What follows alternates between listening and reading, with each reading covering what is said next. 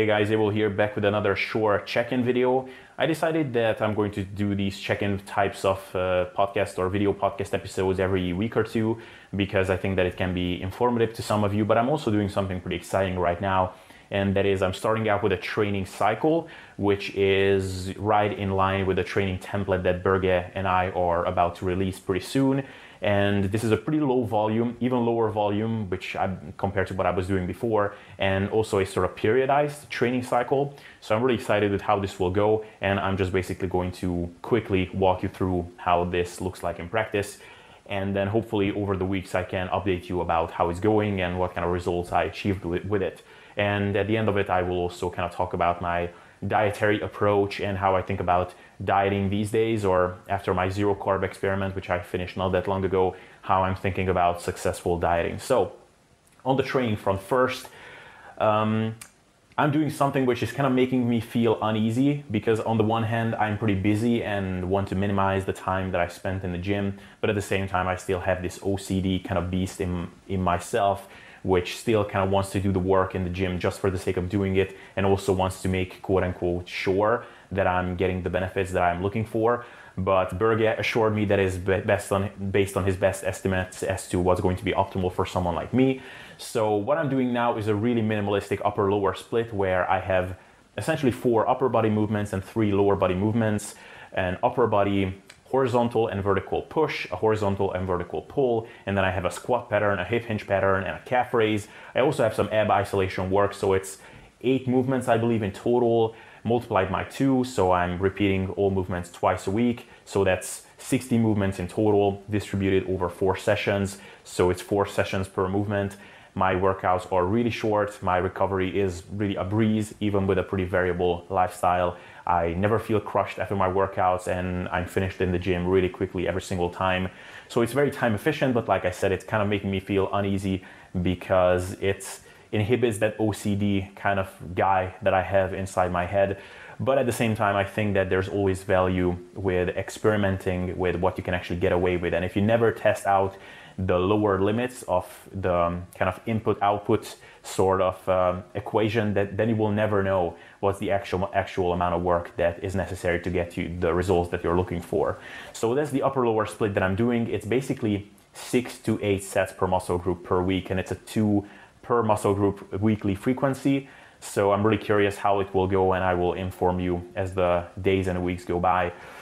And it's also a periodized, if you want to use that phrase, of a training cycle. So it lasts for 10 to 12 weeks, and it's rotating through from lighter loads and higher reps to lower reps, higher loads. So in the beginning of the training cycle, I'm emphasizing more metabolite accumulation and metabolic stress, and less so the mechanical loading. And as the weeks go by, I'm increasing the weight, decreasing the reps, and the mechanical tension sort of component of the training gets more so in the forefront. So in the beginning of the training cycle, I'm doing 20 or so reps, and then 15 and 10 as the weeks go by. And at the end of the training cycle, I'm only doing sets of 5 or so for a couple of weeks. And at the end of that, I am doing a so-called strategic deconditioning, where I'm basically allowing the whole system to reset. And the theory, at least, is that after a phase of resting and resetting the system, so to speak, your muscles are just very sensitive for loading, and you can get all the benefits you need from some high rep, myo rep type of work. And as the weeks go by and your muscles are getting more accustomed to loading, then it's necessary more so to increase the mechanical tension component of your training and increase the loading as your muscles are becoming less sensitive to it. So that's why the weight increases and the reps decrease as the weeks go by. If anything, it will be good from a dopamine sort of perspective that my training will renew itself every week, or every couple of weeks at least. And in theory, at least, after every single training cycle, I should be able to return to the gym stronger and use heavier weights, and, well, also hopefully bigger. So that's basically the general setup of my training now. Very low volume, or much lower volume than what I've been doing before. If you look at my training evolution, I guess I went from 16 to 20 sets to 9 to 12 sets, and now I'm only doing 6 to 8 sets. So that's the general setup. And I will inform you how it will go, and it's kind of in line with the training philosophy that we will be going forward with Borge. And now I'm actually in my heavy lifting phase. So I'm playing some clips here where I'm doing some heavy chin-ups and heavy squats. It has its own fun element of seeing how strong you can get and how much weight you can move with these lower reps. And in 3 or so weeks, I will be going on a vacation to Greece with my girlfriend. So that will be a convenient time to do this rest phase or strategic deconditioning phase. And it will last for 10 to 14 days or so. And then I will rinse repeat this 12 or so weeks training cycle. So that's on the training front. And on the dietary front, as you may know, I just finished my carnivore diet experiment just 2 or so months ago. It delivered a lot of benefits from a gut functioning perspective, and my bloating issues improved a lot.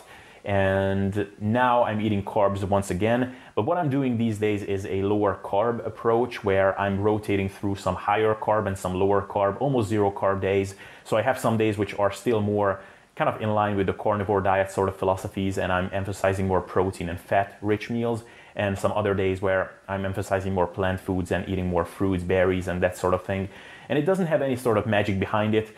It is more so a way for me to enjoy both aspects or both of the benefits that these two different types of dietary setups offer. And before I get into what those benefits are, for me, really in an effective and body composition friendly dietary setup, there are a couple of things that I'm looking for. For one, I'm looking for a diet to assist me towards my goals to maintain and accomplish my body composition goals.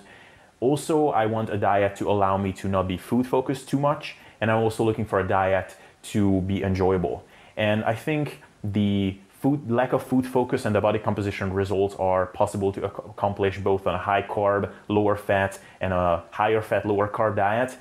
And I think that the biggest variable for me is the enjoyment component. And I think that both a higher fat and a higher carb diet has elements of enjoyment that are exclusive to either one of them and that are possible to benefit from. And I think that all else being equal, it's worth experimenting with both. So for me, a higher carb, lower fat diet has the benefit of just enjoying higher volume, more voluminous, nicer, bigger mouthfuls of food, and you can just sit down and enjoy a meal for 15-20 minutes at a time.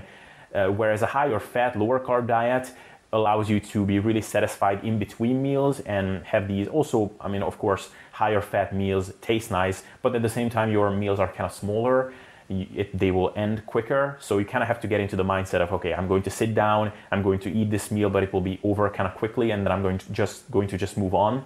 And to me, a high fat, kind of more carnivorous type of diet is kind of the ultimate productivity diet because your blood glucose levels are really stable between meals. You never have to think about your diet because your meals are really simple. And if you just want to get a lot of shit done, if you want to have a big lunch and then just move on as if nothing happened and have zero dips in energy levels, then that's a really nice way of doing it. But at the same time, a higher carb, lower fat diet sort of enables you to emulate a more standard diet where you have savory meals and some desserts and sweet meals, but at the same time allow you to keep your calories in control. So I think all else being equal, there is no reason why you can't rotate through meals or days where you're eating these different dietary templates. And to be honest, these days I'm thinking much less so in terms of carbs or fats and thinking much more so about habits and lifestyle. And when we think about these Pareto principles and the 80-20 of dietary success or any type of success in life, to me, when it comes to diet, it's almost more like a 90-10 when to me, the vast majority of the dietary benefits are going to come from, can you create a system for yourself in which you can enjoy a lower energy density, moderate palatability diet and can foresee yourself following that kind of dietary template for the rest of your life. And if you can create that system for yourself, that's basically the entire ballgame and you're going to set yourself up for success. And when I feel the most uneasy about my own dietary kind of behaviors is when I find myself abandoning some of the habits and lifestyle elements that have brought the most success for me up until now. So when I find myself climbing up the hedonic staircase of eating, as Mike Israetel so well put it. So when I think about my favorite kind of lower calorie, moderate palatability fitness meals like berries with cocoa powder or a nice steak or salmon with avocados or something, when I think of those meals and I'm like, I don't want to eat those, I want to eat something more tasty and palatable, then I'm like, okay, something is off. Like, what was I doing with my diet recently so that I feel this way? Or when I start abandoning some of the good habits that were really keys to my dietary success in the past year or so, when I start eating less mindfully and I start eating in a distracted way in front of my TV, which is definitely tempting these days with the World Cup, then I start to feel uneasy and think that, okay, maybe I can still manage to keep my diet in check, but this is not sustainable because it requires more active self-control, because I can't rely on those keystone habits which were really keys to my dietary success these days. So I'm thinking much less so in terms of high carb or high fat these days, and I'm just thinking about palatability, energy density, and finding a system in which I can control these things in a sustainable fashion and can foresee myself doing that for the rest of my life. And I'm very flexible in terms of advising people about what they're doing with their diet. As long as I see these elements being controlled for, then I think that's a great recipe for success. So I guess that would be my short check-in episode this week. That's what I'm planning to do with my training and nutrition for the upcoming weeks and months, hopefully, and I will let you know how that goes. And I'm really excited to see this self-experiment unfolding in the future. And I really think that even if you feel uneasy about doing these sorts of experiments, if you never try them out, then you will never know, and you will always be at a risk of just kind of compulsively doing things for the sake of doing them and never actually testing out how much work is actually needed to get the results that you want to get. So that would be it for this week, and I hope to see you very soon. Alright guys, hope you enjoyed this episode, and once again, if you haven't checked it out already, be sure to visit the Sustainable Self-Development Facebook group at facebook.com/sustainable self-development, and if you haven't done it already, visit sustainableselfdevelopment.com to be up to date with everything that we've got going on there. Alright, thank you for hanging on up until now, and see you in the next episode.